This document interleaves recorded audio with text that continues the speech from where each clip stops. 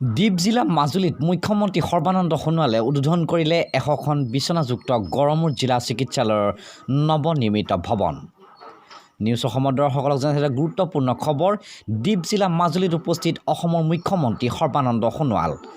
মাজুলীত উপস্থিত হৈ সৰ্বানন্দ সোণোৱাল মাজুলী কমলাবাৰী ঘাটত বাৰিষা সময়ছোৱাত যাতে মাজুলীৰ চৰ চাপৰিসমূহত থকা পশুসমূহৰ তাৎক্ষণিক চিকিৎসা প্ৰদান কৰিব পাৰে তাৰ প্ৰতি লক্ষ্য ৰাখি প্ৰদান কৰা নৌকাখন শুভ উদ্বোধন কৰে।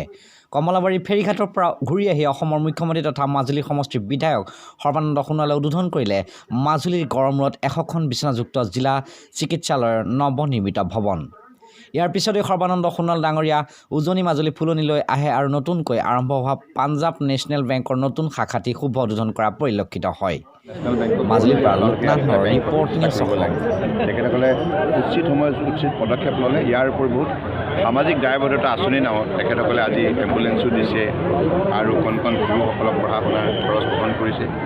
এইবিলাক সমাজ সেৱা কামে স্বাভাৱিকতে সমাজখনক ভাল কাম কৰাৰ বাবে উৎসাহিত কৰে আৰু মই ভাবোঁ যে আগন্তুক দিনত এই বেংকটোৰ যোগেদি ইয়াৰ খেতিয়ক ৰাইজ যুৱক যুৱতী আৰু যিবিলাক উদ্যোগী সকলোৱে সৰু সৰু ক্ষুদ্ৰ উদ্যোগ প্ৰতিষ্ঠা কৰাৰ ক্ষেত্ৰতো কেনেধৰণৰ ঋণ ল'ব পাৰি আৰু এই ঋণ লৈ পেলাই কেনেধৰণে উপাৰ্জনক্ষম হ'ব পাৰি এই গোটেই কথাখিনি